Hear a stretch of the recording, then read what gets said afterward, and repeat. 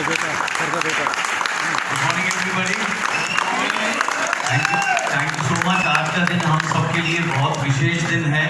आज हमारे एमडी साहब वाली सर हमें आशीर्वाद देने के लिए यहाँ पर आए हैं और युवराज जी भी आए हैं। Sir thank you so much, आपने हमेशा हमारा मार्गदर्शन किया, हर एक वेस्टिजियन को आपने राह दिखाई। Sir thank you so much for giving your precious time and just sir शब्द नहीं है sir, thank you so much sir.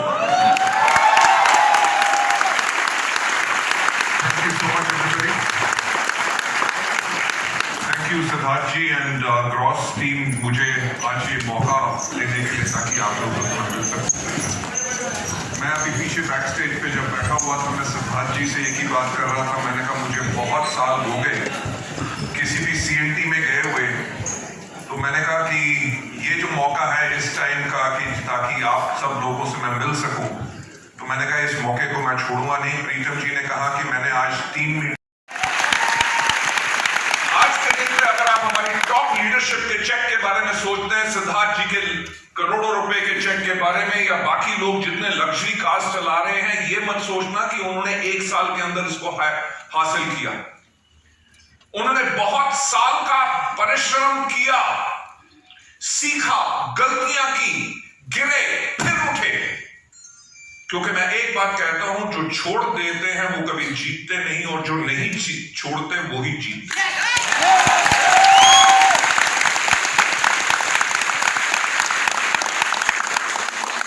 मेरी एक बहुत फेवरेट लाइन है कि सोचने की हिम्मत तो करो। और जितने आज हमारे नए लोग आए हैं, जो हमारे एग्जिस्टिंग परिवार के सदस्य भी हैं, मैं उन लोगों से एक ही बात कहूंगा कि सोचने की हिम्मत करो कि वो काम जो आजकल आप कर रहे हो, वो व्यवसाय, वो नौकरी, क्या उसके अंदर 5 साल के बाद आपको यह भी उम्मीद है कि आपकी आमदनी 1 या 2 या 3 लाख रुपए हो सकती है? पर यहां उम्मीद तो है, क्योंकि यहां पे ऐसे लोग जिन्होंने जिंदगी में कई बार आत्महत्या करने की कोशिश की, क्योंकि उनकी जिंदगी बदल नहीं रही थी, वो वेस्टीज में आए और उन्होंने ना ही सिर्फ अपनी जिंदगी बदली बल्कि आने वाली अपनी पुश्तों की जिंदगी बदल ली।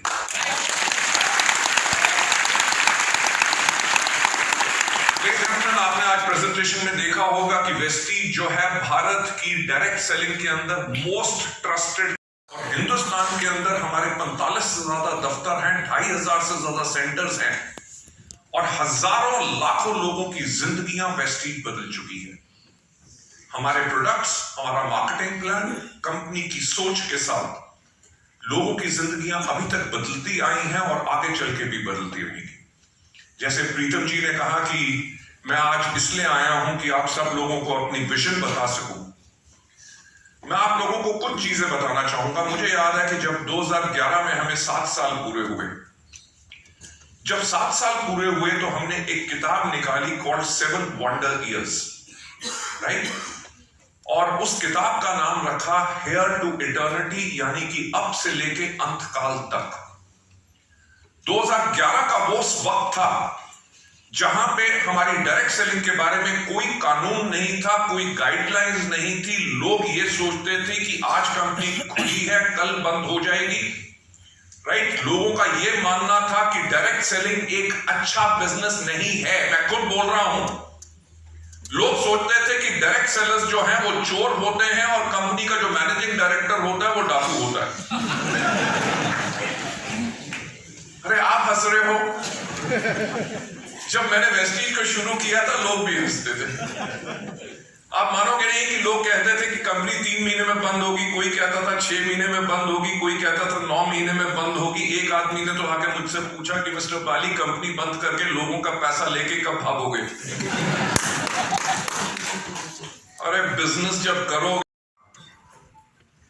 पर उस समय जो हमारा समय था जब हमने शुरू किया, एक व्यक्ति ने आके मुझसे पूछा कि मिस्टर बाली, आपका वेस्टीज के लिए विजन क्या है? मुझे याद है मैंने उसको उस टाइम पे कहा कि आज के 5 साल के बाद, मैंने 5 दिन नहीं, 5 महीने नहीं कहा, 50 हफ्ते नहीं कहा, 5 साल। क्योंकि कुछ भी अगर बड़ा बनाओगे उसके लिए वक्त लगेगा, उसके लिए बहुत बेइंतहा मेहनत करनी पड़ेगी। सही रास्ता ढूंढने के लिए कई जगह ठोकर जब मुझसे पूछा गया तो मैंने उनके कहा कि आज के 5 साल के बाद पूरे हिंदुस्तान में जब कोई भी व्यक्ति पूछे कि एक अच्छी डायरेक्ट सेलिंग कंपनी कैसी होती है तो लोगों की जुबान पे एक ही नाम हो और वो नाम हो वेस्टीज।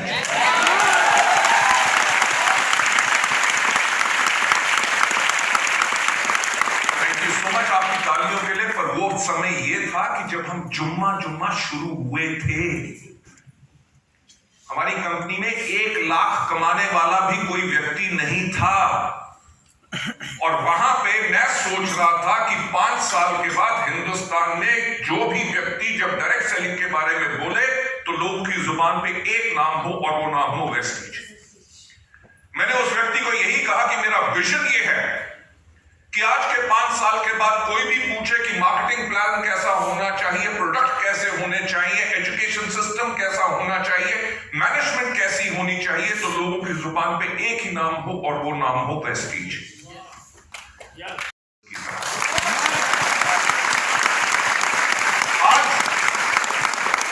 आज जो वेस्टीज परिवार इतना बड़ा परिवार है कि वर्ल्ड की टॉप 30 कंपनीज में वेस्टीज का नाम आता है। एकमात्र भारतीय कंपनी ने हिंदुस्तान के अंदर विदेशी कंपनियों को पीछे छोड़ के आगे लेके गए। वो संभव कैसे हुआ? वो संभव हुआ हमारी सब लीडरशिप के करके। वेस्टीज जो आज बनी है वो हमारे लीडर्स के करके बनी है। मैं आप लोगों से विजन की जो बात कहना चाहता हूं, आप लोगों का कैरियर वेस्टीज के साथ सुरक्षित क्यों है? क्योंकि वेस्टीज कंपनी वो है जो हमेशा भविष्य के लिए तैयार रहती है। और मेरा हमेशा यह कहना है कि सफलता उसी को मिलती है जिसकी तैयारी अच्छी होती है। जब आप किसी व्यक्ति से मिलने भी जा रहे हैं, उसको प्रोडक्ट के लिए कस्टमर बनाना है, उसको डिस्ट्रीब्यूटर बनाना है, वो आपका डिस्ट्रीब्यूटर है, उसको हायर लेवल पे लेके जाना है, उसके जाने से पहले तैयारी करो कि आप उससे क्या बात करोगे, किस तरह से स्माइल करोगे, कैसे हाथ मिलाओगे, उसके साथ कैसे बॉन्डिंग करोगे, उसको कैसे मोटिवेट करोगे। जब तक उन चीजों के बारे में आपकी तैयारी अच्छी नहीं होगी तो लोग आपको पसंद नहीं करेंगे। एक बात जो मैं हमेशा कहता हूं कि कोई व्यक्ति वेस्टीज ज्वाइन नहीं करता, वो लोग आपको ज्वाइन करते हैं।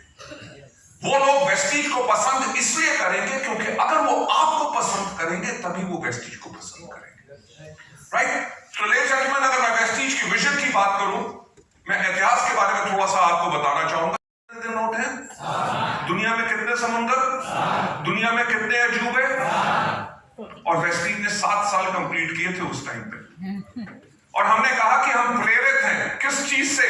वो दुनिया का 7वां अजूबा जो हमारे हिंदुस्तान के अंदर है, और कौन सा है? ताजमहल। हमने कहा कि उससे हमने जो सबसे बड़ी प्रेरणा ली है कि नंबर 1 सोचने की किसी ने हिम्मत तो की। आपको पता है कि ताजमहल को बनने में 22 साल लगे थे। यार, कोई चीज आज शुरू हो और उसको बनने में, कंप्लीट होने में 22 साल लगे, लोग इतने लंबे समय का सोचते ही नहीं, पर किसी ने तो सोचा। और हमने भी उस टाइम पे ये सोचा, जहां हमारा उस टाइम पे मात्र साल का टर्नओवर होता था 50 करोड़ रुपए। हम इंडिया की बहुत पिछले नंबर वाली कंपनीज में थे और हमने सोचा क्या कि 2020 तक हम इंडिया के अंदर टॉप डायरेक्ट सेलिंग कंपनी बनेंगे। 10 साल के बाद, 10 साल की पहले प्लानिंग करनी शुरू कर दी। हमने दूसरी प्रेरणा क्या ली? Team work. आपको पता है कि ताजमहल के ऊपर 22 साल 20,000 से ज्यादा मजदूरों ने दुनिया भर के अलग अलग प्रांतों से, अलग अलग मजहब से, अलग अलग हुनर के साथ हर एक ने मिलकर एक काम किया कि एक ताजमहल बनाना है। हमने भी यही प्रेरणा ली कि हम पूरे हिंदुस्तान में बगैर किसी भेदभाव के, ना पढ़ाई के, ना शिक्षा के, ना किसी मजहब के, ना जाति के। तीसरी प्रेरणा जो ताजमहल से हमने उस किताब के अंदर जो ली, जिसको हम कहते हैं परसिवरेंस एंड परसिस्टेंस, यानी कि जो भी मुश्किल आए, ताज को बनने में बहुत मुश्किल आई होगी। नदी के किनारे है, कभी बाढ़ आ गई, कभी कुछ हो गया, कहते उसकी फाउंडेशन धंस जाती थी, उसके नीचे लकड़ियों की फाउंडेशन बनाई गई ताकि पानी के साथ वो फूल जाए, जब सूखे तो इतना ना हो कि बिल्डिंग अनस्टेबल हो जाए। ताजमहल को बने हुए कितने साल हो गए? 400 साल। 400 साल। कितनी टेक्नोलॉजी बदल चुकी है, कितनी इंजीनियरिंग बदल चुकी है। दुनिया में कितने ताजमहल है? एक। यानी कि एक ऐसी चीज बनाओ जिसको कोई डुप्लीकेट ना कर सके।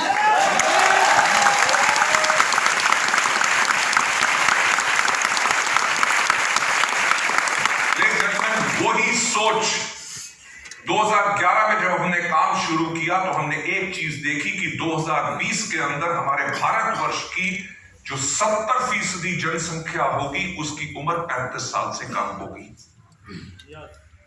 जब हमने कहा 2011 में 2020 में आपको हिंदुस्तान में एक कंपनी बता दो जो इतने लंबे समय के बारे में सोचती है और इतने लंबे समय के लिए काम करती है, तभी ये इतना बड़ा रेवोल्यूशन, इनकलाब जो हम ला सके वो अपनी सोच के साथ ला सके, क्योंकि हमारे मन के अंदर सिर्फ एक ही धारणा थी कि हम लोगों की जिंदगियां कैसे बदले।